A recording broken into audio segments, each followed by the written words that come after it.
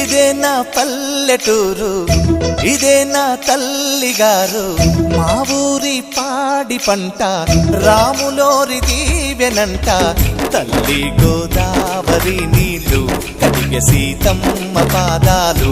ఊరంతా hi hi hi, మనసంతా hi hi hi. ఇదే నా పల్లెటూరు, ఇదే నా తల్లిగారు.